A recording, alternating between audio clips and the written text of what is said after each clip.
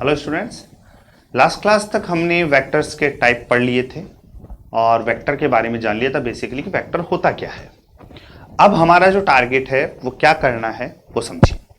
अभी तक हमने ये देखा था कि बेटा एल्जेब्रिक सम जो होता है वो डायरेक्टली एडिशन, जो डायरेक्टली आप एडिशन करते हो वो काम हो गया था, बट वेक्टर्स में आपको पता है कि ये एडिशन काम में नहीं आता।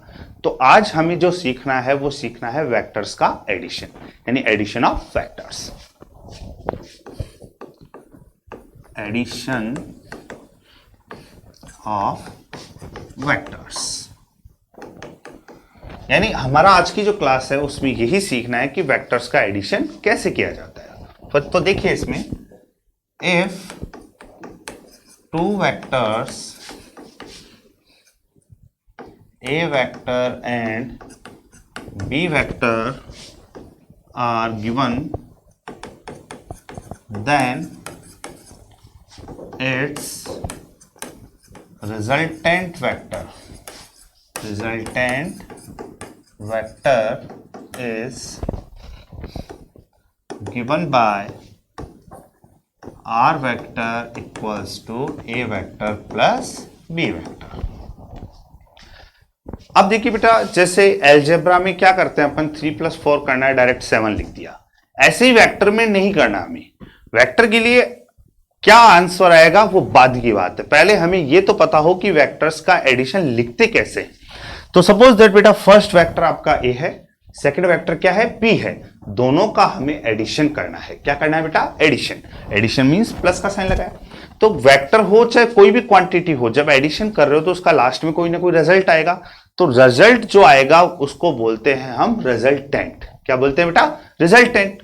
अब ये दोनों वेक्टर हैं, यहां पे राइट साइड में दोनों क्या है बेटा, वेक्टर। तो इनका जो रिजल्ट आएगा वो आएगा रिजल्टेंट वेक्टर। तो रिजल्टेंट वेक्टर को मैंने क्या लिख दिया बेटा, आर वेक्टर। अब बात यह आती है कि इसको हम रिप्रेजेंट कैसे करेंगे एडिशन को, और इसमें इस वेक्टर के अंदर दो चीजें मेन होती हैं। एक तो होता है इसका मैग्नीट्यूड, एक होती है इसकी डायरेक्शन। तो पहले हम इसका मैग्नीट्यूड निकालना सीखेंगे, बाद में इसकी डायरेक्शन, लेकिन पहले इसको एक रिप्रेजेंटेशन के फॉर्म में कैसे अपन रिप्रेजेंट करें वो चीज अपने को सीखनी है। तो इसके लिए बेटा आपका एक लॉ बना है। लॉ तो खूब सारे हैं, बट हमारे जो कॉमन लॉ काम में आएगा वो है ट्राइंगल लॉ। तो सबसे पहले हमें ट्राइंगल लॉ इसमें पढ़ना है, triangle law for vector addition. यानी वेक्टर एडिशन के लिए ट्राइंगल लॉ क्या होता है, पहले ये समझ लेते हैं, बाद में आगे इसका मैग्नीट्यूड और डायरेक्शन निकालना बाद में आगे बढ़ते हैं, ठीक है। तो vector law, triangle law for vector addition क्या होता है, ध्यान से समझिए। If two alternate sides of a triangle are represented by two given vectors, then third side of triangle taken in opposite order,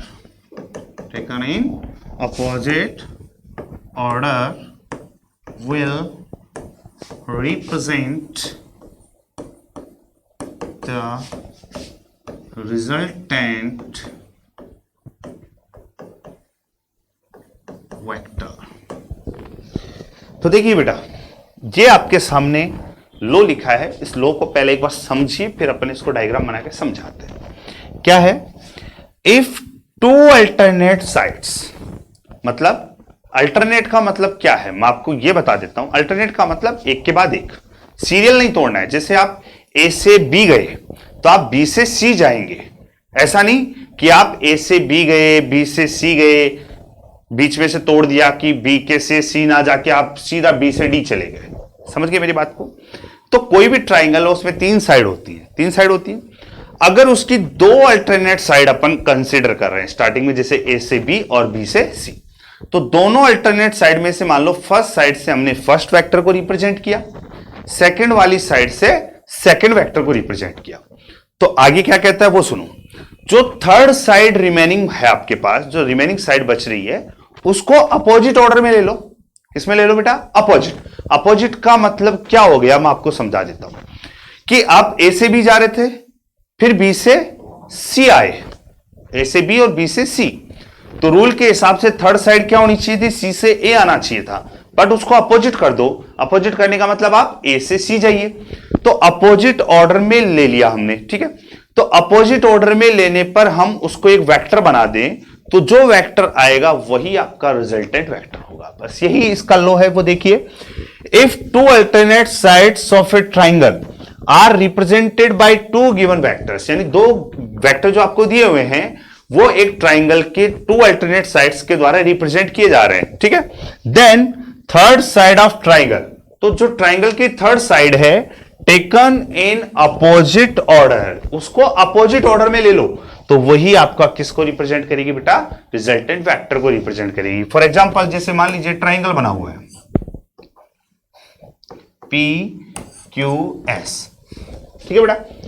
first side P से Q गई, तो first vector मान लो क्या है? A vector. एरो लगा दिया, मतलब इधर P से Q जा रहे हैं। एरो लगाने का मतलब कहां से कहां जा रहे हैं बेटा? P से Q। ये फर्स्ट साइड A वेक्टर हो गई। फिर अल्टरनेट चलने का मतलब ऐसे ही चलना है, ऐसे चलना है, ऐसे नहीं कि इधर से चल लो आप। जैसे आए P से Q, तो अब Q से S चलो, तो ये सेकंड वाली साइड हो गई मान लो सेकंड वेक्टर B वेक्टर। तो रूल के हिसाब से अल्टरनेट कौन सा होता बेटा? जब आप S से P चलते, अल्टरनेट कौन सा होता? S से P। लेकिन इसका अपोजिट ऑर्डर ले लो, अपोजिट मतलब P to S, तो ये अपोजिट ऑर्डर में जो वेक्टर बनाओगे वही आपका क्या होगा बेटा? Resultant vector. अपोजिट ऑर्डर में बनाओगे वही क्या होगा आपका? Resultant vector. It means R vector equals to क्या आ जाएगा बेटा? A vector plus B vector. और इसको याद करने का बिल्कुल सिंपल तरीका है। अगर एक वेक्टर का हेड चल रहा है, ये फर्स्ट वेक्टर स्टार्ट हुआ, ये टेल, ये हेड, फिर सेकंड का टेल, फिर हेड, फिर थर्ड का टेल और ये हेड। अगर हेड टू टेल मीट कर रहे हैं, मतलब आपस में हेड से टेल मिल रहा है, तब तो ये है अल्टरनेट। क्या है बेटा? अल्टरनेट।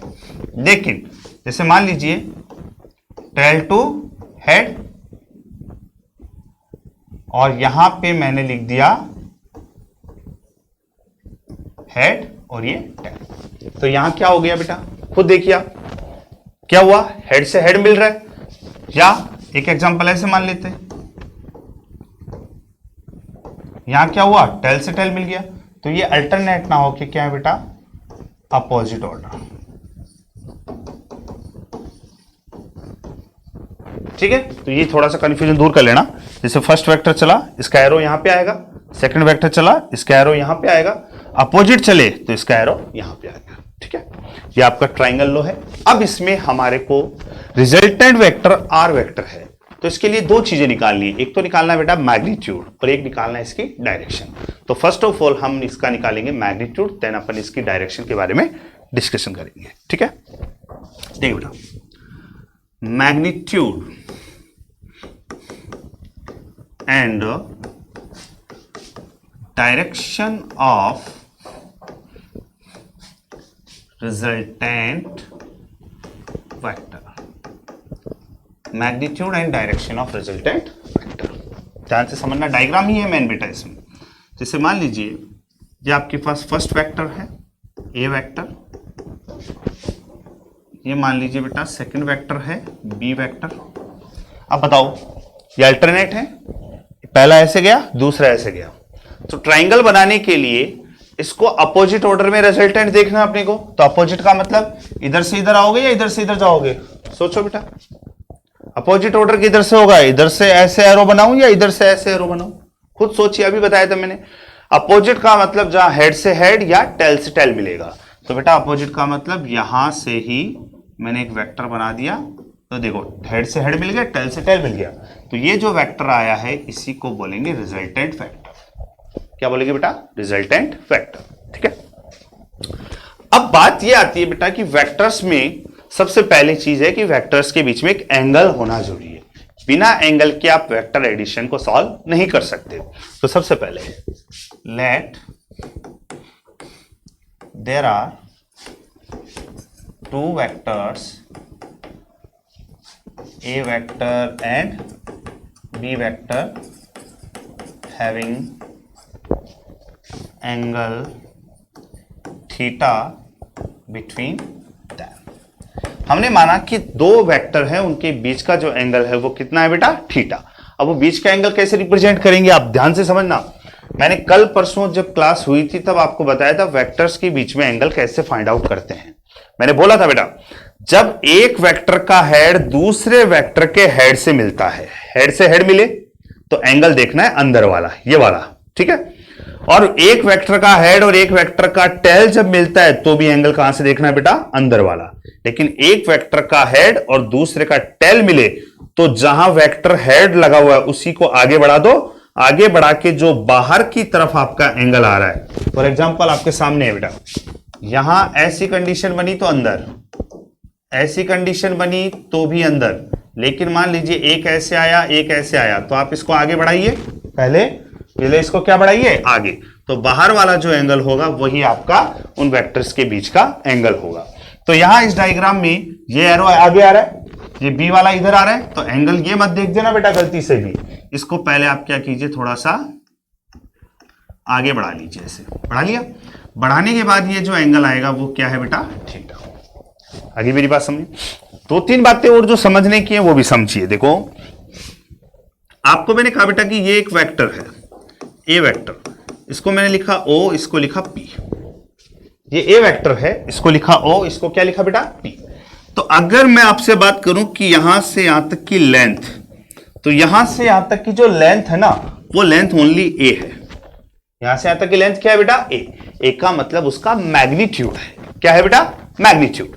तो देखिए ध्यान से, अगर मैं आपसे बोलूं ओपी वेक्टर लिखना, आपको क्या लिखना है बेटा, ओपी वेक्टर। तो ओपी वेक्टर तो है ए वेक्टर, ओपी वेक्टर तो कितना है बेटा, ए वेक्टर। बट आपसे ओनली मैं ये पूछूं ओपी कितना है, ओपी का मतलब ओपी वेक्टर का मैग्नीट्यूड। तो ओपी वेक्टर का मैग्नीट्यूड कितना है, ओपी ए। तो ये चीज जरूर ध्यान रखनी है आपको, ठीक है। ये क्या बेसिक नॉलेज के लिए। अब देखिए बेटा, हमें इस ट्राइंगल के अंदर, जैसे मान लीजिए ये ओ है, ये पी है, ये क्यू है, ठीक है। यहां से क्यू से मैंने एक परपेंडिकुलर ड्रॉ कर लिया। क्या ड्रॉ कर लिया बेटा, परपेंडिकुलर।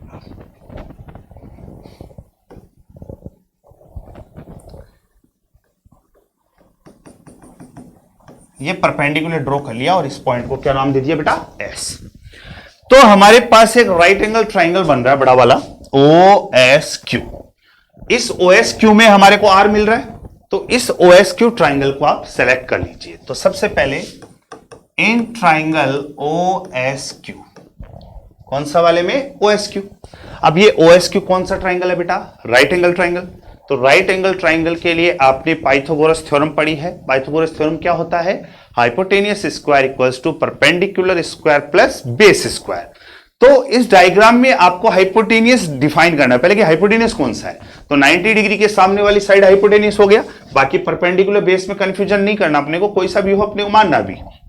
ये 90 डिग्री है, 90 के सामने हाइपोटेनियस क्या है बेटा, इसमें ओ क्यू। तो हमने लिखा ओ क्यू का स्क्वायर इक्वल्स टू, बेस क्या है बेटा, ओ से लेके एस तक, तो ये हो गया ओ एस का स्क्वायर प्लस जो परपेंडिकुलर है मान लीजिए वो क्या है, एस क्यू का स्क्वायर। अभी जस्ट मैंने माना कि ये बेस है और ये परपेंडिकुलर है, मे भी अभी तक अपने को इस ट्रायंगल में थीटा नहीं पता, तो वो अपने हिसाब से हो सकता है, चेंज हो सकता है, बट हमें लग रहा है कि नीचे है तो बेस है, ये परपेंडिकुलर, ठीक है। अब देखो बेटा, ओ एस को हमने देखा, ओ एस यहां पे इतना बड़ा है लेकिन इसमें दो पार्ट में डिवाइड है। ये पहला पार्ट कौन सा है इसका, ओपी, और सेकंड पार्ट क्या है बेटा, पीएस। तो यहां से देखिए बेटा, ओ क्यू का स्क्वायर इक्वल्स टू क्या आएगा, ओ एस को क्या लिखेंगे आप, ओपी प्लस पीएस का स्क्वायर और प्लस में एस क्यू का स्क्वायर, ठीक है। अब बोलिए बेटा ओ क्यू का वैल्यू कितना है, तो बच्चा ये बोलेगा सर डायग्राम में आर वेक्टर लग रहा है हमें तो, लेकिन मैंने अभी थोड़ी देर पहले बोला बेटा वेक्टर लगा हुआ है। अगर ओ क्यू वेक्टर आपसे पूछता ओ क्यू वेक्टर कितना है तो आप बोलते आर वेक्टर, लेकिन ओ क्यू का मतलब उसका मैग्नीट्यूड कितना है, तो मैग्नीट्यूड ओनली कितना है बेटा, आर। तो ये हो गया आर का स्क्वायर। अब डायग्राम में देखिए बेटा ओपी यहां से यहां तक का वैल्यू, ये वाली वैल्यू कितनी ओनली ए प्लस पीएस। अब देखो बेटा ये वाला पीएस है, इस पीएस का वैल्यू हमें नहीं पता तो अभी इसको पीएस ही रहने दीजिए, पीएस का स्क्वायर प्लस एस क्यू, यहां एस क्यू भी अपने लिए क्या है बेटा अननोन, तो एस क्यू का स्क्वायर। इक्वेशन नंबर कितना डाल दीजिए इसको 1। अब हमारा जो टारगेट है वो दो चीजें निकालना, फर्स्ट वैल्यू पीएस का वैल्यू कितना है, सेकंड वैल्यू एस क्यू का वैल्यू कितना है। तो इसके लिए आपके पास एक छोटा सा ट्राइंगल बन रहा है, इसमें तुम्हारे सामने है, ध्यान से देखिए। ये एंगल थीटा है, ये पी है, ये एस है और ये क्यू है। ये आपका बी वेक्टर था इसमें, तो मैग्नीट्यूड देखना अपने को, तो केवल क्या देखना है बेटा मैग्नीट्यूड, वो लिखा हुआ है वो बात की बात है। तो थीटा के सामने ये क्या बन गया बेटा परपेंडिकुलर, ये क्या बन गया आपका बेस और ये क्या बन गया हाइपोटेनियस, परपेंडिकुलर बेस और हाइपोटेनियस। तो सबसे पहले मुझे ये बताइए बेटा साइन थीटा इक्वल्स टू क्या होता है perpendicular by hypotenuse. Sine theta equal to क्या होता है परपेंडिकुलर बाई हाइपोटेनियस। बोलो बेटा परपेंडिकुलर क्या है इसमें S Q, S Q, hypotenuse क्या है बेटा पी क्यू, तो एस क्यू डिवाइड में पी क्यू। बोलो पी क्यू का वैल्यू कितना है बेटा बी, क्रॉस मल्टीप्लाई कर दीजिए, एस क्यू इक्वल टू बोलो बी का मल्टीप्लाई साइन थीटा से होगा तो क्या आ जाएगा बेटा B sine theta, equation number second. ठीक है, सिमिलरली आप कॉस थीटा का फॉर्मूला लगाइए, कॉस थीटा इक्वल्स टू क्या होता है बेटा बेस बाई हाइपोटेनियस। बेस क्या है बोलिए पी एस, हाइपोटेनियस क्या है बेटा पी क्यू, तो पी एस की जगह पी एस रहने दीजिए, पी क्यू का वैल्यू बोलिए बेटा कितना है बी, क्रॉस मल्टीप्लाई कर दीजिए, पी एस इक्वल्स टू क्या आ जाएगा बेटा B cos theta, equation number third. यानी इस इक्वेशन में हमारे पास दो डेटा अननोन थे, एक तो पी एस अननोन था, एक एस क्यू अननोन था। तो हमने पी एस का वैल्यू भी निकाल लिया और एस क्यू का वैल्यू भी निकाल लिया। तो ये दोनों के दोनों जो अपन ने वैल्यूज निकाली हैं वो इक्वेशन नंबर 1 में रख दीजिए। तो यूजिंग इक्वेशन 2 and 3 in 1, 2 और 3 का जो वैल्यू है वो किस में पुट कर दीजिए बेटा 1 में पुट कर दीजिए। तो देखिए R square equals to A plus P S, बोलो बेटा पी एस का वैल्यू क्या है डायग्राम में बी कॉस थीटा का whole square plus S Q, S Q क्या है बेटा बी साइन थीटा का होल स्क्वायर। अब आगे बढ़िए, देखो बेटा अब आपके सामने एक छोटा सा फॉर्मूला, फिर 10th क्लास का फॉर्मूला आ गया कि a प्लस बी का होल स्क्वायर क्या करते हैं बेटा A square plus B square plus 2ab होता है। तो इसी फॉर्मूला के हिसाब से देखो a की जगह a है और b की जगह b cos थीटा है, कंबाइंड टर्म। ठीक है, तो देखिए बेटा a का स्क्वायर क्या हो गया a square plus b square, मतलब इसका स्क्वायर कीजिए b square cos square theta plus आगे क्या आता है बेटा 2ab, तो 2 की जगह 2 है, a की जगह a है, b की जगह क्या आ रहा है बेटा b cos थीटा प्लस आगे वाले टर्म का स्क्वायर कीजिए बेटा B square sine square theta. अब आप देखिए इसमें कुछ सिमिलर टर्म्स आपको दिख रहे हैं, सिमिलर का मतलब जिसमें कोई चीज कॉमन दिख रही है। तो बेटा इन दोनों टर्म्स में आप देखेंगे तो आपको ये लग रहा है कि बेटा दोनों में बी स्क्वायर कॉमन आ रहा है। कितना कॉमन आ रहा है बेटा बी स्क्वायर, तो जो कॉमन आ रहा है उसको कॉमन ले लीजिए आप। तो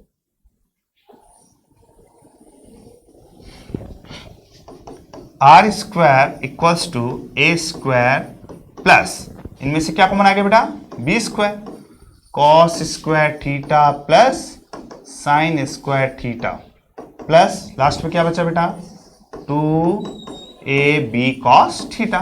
अब आपने 10th में ये भी पढ़ा है, 11th में मैंने भी पढ़ा दिया कि cos square theta plus sine square theta का वैल्यू कितना होता है बेटा 1 होता है।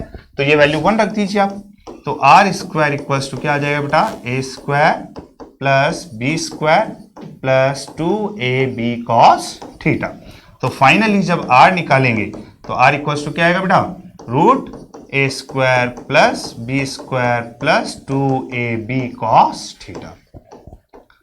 This is the magnitude of resultant vector, यानी रिजल्टेंट वेक्टर का जो मैग्नीट्यूड आया है वो क्या आया बेटा r equals to root of A square plus B square plus 2ab cos थीटा। यानी एल्जेब्रिक सम में हम क्या करते थे, जैसे 3 + 4 है उसको डायरेक्टली हम ऐड कर देते थे, 3 + 4 7 हो जाएगा। बट वेक्टर्स में ऐसा नहीं करना है। वेक्टर्स में सबसे पहले हमें यह पता होना चाहिए कि 3 और 4 स्केलर क्वांटिटी के मैग्नीट्यूड हैं या वेक्टर क्वांटिटी के मैग्नीट्यूड हैं। वेक्टर हैं तो हमें पहले यह देखना है कि उनके बीच का एंगल कितना है। बिना एंगल के हम वेक्टर्स को आगे सॉल्व नहीं कर पाएंगे। तो देखिए बेटा, यहां r जो है वो क्या है, रिजल्टेंट वेक्टर का मैग्नीट्यूड है। a जो है वो है फर्स्ट वेक्टर जो आपका a वेक्टर है उसका मैग्नीट्यूड। b जो है वो है सेकंड वेक्टर b वेक्टर का मैग्नीट्यूड। एंड थीटा जो है वो क्या है बेटा, angle between vectors. Angle between vectors का मतलब a वेक्टर और b वेक्टर के बीच का एंगल। एंगल को थोड़ा सा ध्यान रखना, अगर क्वेश्चन में डायरेक्टली आपको दिया हुआ है तो कोई दिक्कत नहीं आएगी, बट अगर डायग्राम बना के आपको दिया हुआ है तो बेटा मैंने दो बातें बताई है कि टेल टू टेल और हेड टू हेड मिलेगा। टेल टू टेल और हेड टू हेड मिलेगा तो हमेशा इंटीरियर एंगल जो होगा वही आपका थीटा होगा। लेकिन जिस केस में आपका हेड टू टेल मिल रहा है तो उस केस में जो एक्सटीरियर एंगल आएगा वही आपका फाइनल आंसर होगा। तो हमें वेक्टर्स के अंदर जब भी रिजल्टेंट निकालना है, एडिशन करना है, तो हमें ये वाला फॉर्मूला काम में लेना है। अब इसको अपन थोड़ा सा डिटेल में और आगे जाएंगे पहले, लेकिन इससे पहले हमें अभी वेक्टर की डायरेक्शन और फाइंड आउट करनी है कि डायरेक्शन क्या होती है। तो डायरेक्शन के लिए बेटा कल की क्लास के लिए वेट करना पड़ेगा। आज की क्लास यहीं खत्म करते हैं। धन्यवाद, थैंक यू।